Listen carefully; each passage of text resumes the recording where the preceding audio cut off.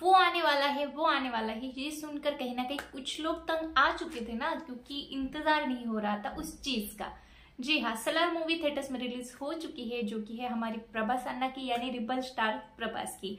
जो सुपरस्टार हो रहा वो लेकर चलते हैं, वो आदि पुरुष में उनका कहीं पर फीका पड़ चुका था एंड कहीं ना कहीं उनको कमबैक की जरूरत थी। तो क्या ये मूवी उनके लिए कमबैक है, आइए बात करते हैं। सबसे पहले मैं कहूंगी कि जितनी हाइप एंड जितनी एक्साइटमेंट इस मूवी के लिए पैदा की गई थी वो वर्थ इट थी। मतलब आप समझ लीजिए कि प्रभास अन्ना के जो भी फैंस हैं एंड जो एक्शन मासी फिल्म के फैन हैं, उनके लिए बहुत बड़ा गिफ्ट है।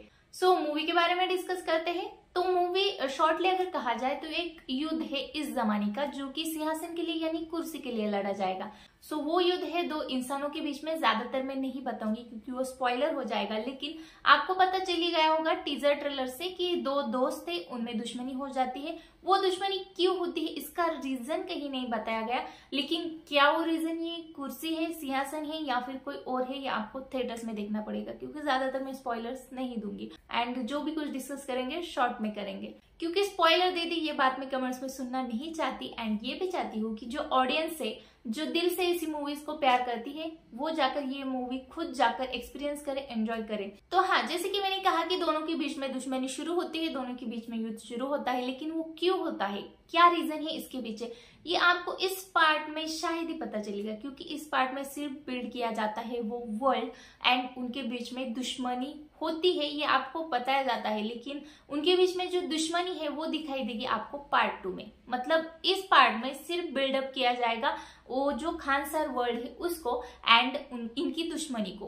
वो जो दुश्मनी है ना, जो अब देखने जा रहे हो, जो एक्साइटमेंट लेकर जा रहे हो कि यार इन दोनों के बीच की जो दुश्मनी है ये अब हमें दिखाई देगी एंड ऐसे ऐसे एक्शन सीन्स दिखाई देगी इन दोनों के बीच में, ऐसा युद्ध दिखाई देगा कि मजा ही आ जाएगा ऐसे एक्शन सीन्स एंड ये लड़ाई देखकर। लेकिन वो जो लड़ाई है ना, वो आपको इस पार्ट में बिल्कुल भी नहीं दिखाई देगी। वो लड़ाई जो है, वो दुश्मनी जो है, वो उन्होंने सेव कर रखी है नेक्स्ट पार्ट के लिए। एंड जैसे कि आपने गेम्स ऑफ थ्रोन्स में भी देखा होगा, उसमें जब एक मूवी आती है तो उसमें अगर कुछ नहीं दिखाते तो लोग क्या कहते हैं, भाई अगला पार्ट देख, अगले पार्ट में पता चलेगा कि ये मूवी क्या है एंड अगले पार्ट में बहुत ज्यादा तगड़ा मजा आएगा।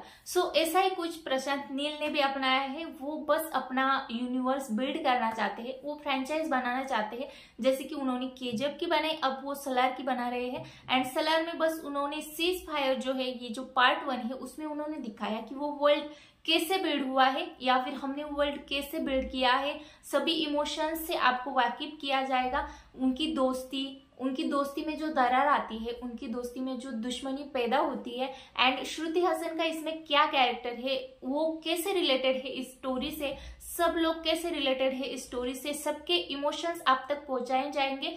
मतलब आपके दिमाग में वो बेस क्रिएट किया जाएगा एंड उसके बाद बनेगी उसकी बिल्डिंग। अगले पार्ट जब आएंगे तो वो बिल्डिंग ऊपर तक जाएगी एंड आई होप कि बहुत बढ़िया बिल्डिंग बनने वाली है। ये बात हुई कुछ स्टोरी के बारे में। अब एक्टिंग के बारे में बात करें तो प्रभास अन्ना वाह लाजवाब थे। प्रभास अन्ना लाजवाब थे, लेकिन उनको एक शख्स ने जरूर टक्कर दी है, कांटे की टक्कर दी है, क्योंकि प्रभास अन्ना सामने है एंड दो बड़े स्टार आमने सामने हैं, तो कहीं ना कहीं कोई ना कोई ओवर शैडो हो जाता है। लेकिन यहाँ पर आपको ऐसा नहीं दिखाई देगा, एक दूसरे को इतने ज्यादा कांटे की टक्कर दे रहे हैं। मैं बात कर रही हूँ पृथ्वीराज सुकुमारन की, तो उन्होंने जो भी उनके जो शॉट दिखाए गए हैं ना, वो देखकर आप दंग रह जाएंगे एंड काफी कमाल का काम किया है पृथ्वीराज सुकुमारन ने। तो ये कहना कहीं ना कहीं गलत नहीं होगा कि डायनासोर को काफी कांटे की टक्कर दी है इन्होंने। एंड श्रुति हसन के बारे में अगर बात करें तो वो कुछ गेस्ट अपीयरेंस की तरह दिखाई दी। मतलब जितने भी उनके सीन्स थे तो बस स्टोरी को शुरुआत देनी थी उनसे एंड बाद में उनको देवा के कैरेक्टर से इंट्रोड्यूस किया जाता है। वो बस सुनती है देवा ये, देवा वो, देवा देवा देवा, तो बस कुछ गेस्ट अपीयरेंस की तरह उनके सीन्स दिखाए गए एंड वो कैसे इस मूवी से रिलेटेड है, स्टोरी से रिलेटेड है, ये बस ऑडियंस के दिमाग में क्लियर किया गया। अब जैसे कि लोग बोल रहे थे कि ये केजीएफ की तरह दिखेगी एंड केजीएफ का एक्सपीरियंस आएगा इस मूवी से।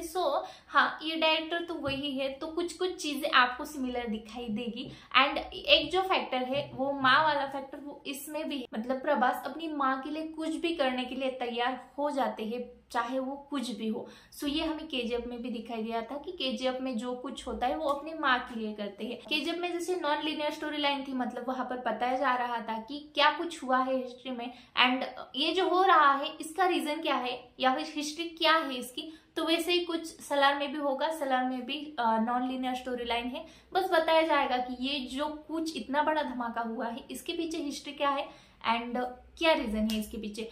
तो फर्स्ट हाफ में आपको एक्शन दिखाई नहीं देगा क्योंकि 1 से 1.5 घंटा बस वो वर्ल्ड बिल्डअप करने में ही चला जाता है, स्टोरी बिल्डअप करने में ही चला जाता है। तो फर्स्ट हाफ में आपको एक्शन दिखाई नहीं देगा। सेकंड हाफ जब आता है तो कुछ कुछ जगह पर एक्शन दिखाया जाता है एंड वो इस तरह का एक्शन है, मतलब बहुत ज्यादा ब्रूटल है।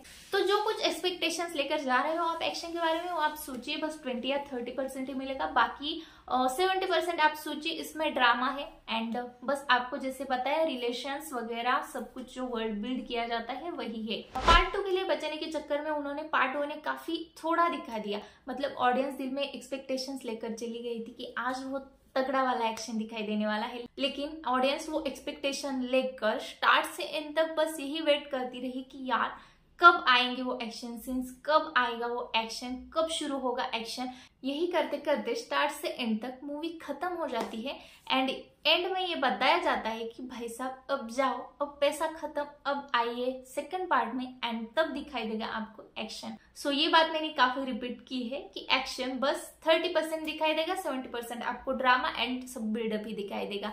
क्योंकि बस समझ लीजिए मूवी यही है, बस प्रशांत नील अपनी फ्रेंचाइज क्रिएट करना चाहते हैं, वो बिल्ड करना चाहते हैं सब कुछ। सो उसी के चक्कर में उन्होंने ये सीज फायर पहला पार्ट बनाया एंड आपके दिमाग में वो दुनिया क्रिएट कर दी, वो वर्ल्ड क्रिएट कर दिया कि हाँ ऐसी कोई दुनिया है एंड उसकी शुरुआत हो चुकी है। सो आगे कुछ होगा वो अगर देखना है तो आप उसके आगे के पार्ट देखिए एंड उसके आगे के पार्ट में आपको पता चलेगा कि उस दुनिया में क्या घट रहा है एंड आपके हीरो के साथ क्या क्या हो रहा है, वो बस आगे के पार्ट में पता चलेगा। तो वो दुनिया आगे बढ़ती चली जाएगी, यानी वही चाहते थे प्रशांत नील अपनी फ्रेंचाइज बनाना। तो कुछ लोगों का कहना है कि उग्रम का रीमेक है, लेकिन ये उग्रम का काफी अपग्रेडेड वर्जन है। मतलब उग्रम अगर यहाँ है ना तो सलार काफी उसके ऊपर है। सो मूवी के बारे में बस इतना ही। आप बस इतना समझ लीजिए कि आपको आगे के पार्ट अगर समझने हैं, आपको उस दुनिया का हिस्सा बनना है तो मूवी देखनी काफी ज्यादा जरूरी है, क्योंकि ये जो पार्ट है ना ये सब आपको क्लियर कर देगा कि आगे जाकर दुनिया में जो कुछ घटने वाला है वो क्यों घटा एंड आगे जो भी कुछ दुनिया में होने वाला है वो समझने के लिए आपको ये फर्स्ट पार्ट देखना पड़ेगा।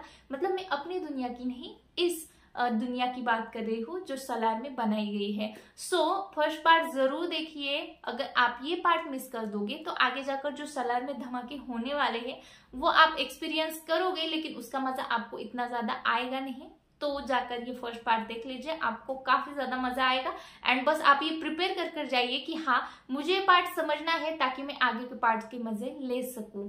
तो आज के लिए बस इतना ही। आपने अगर मूवी देखी होगी तो आपके कुछ पॉइंट ऑफ व्यू होंगे, वो मेरे साथ कमेंट में शेयर कीजिए, क्योंकि हर कोई इंसान होता है, कुछ कुछ पॉइंट मैं भी मिस कर जाती हूँ। सो ऐसे कुछ पॉइंट हो तो आप मुझे कमेंट में बता दीजिए ताकि मेरे साथ साथ बाकी के ऑडियंस भी समझ पाए एंड वो मूवी का और भी ज्यादा मजा ले सके। तो ज्यादातर स्पॉइलर ना देते हुए मैंने रिव्यू देने की कोशिश की है। आपको ये वीडियो कैसा लगा प्लीज कमेंट में शेयर कीजिए। मिलूंगी अगली वीडियो में, तब तक के लिए बाय।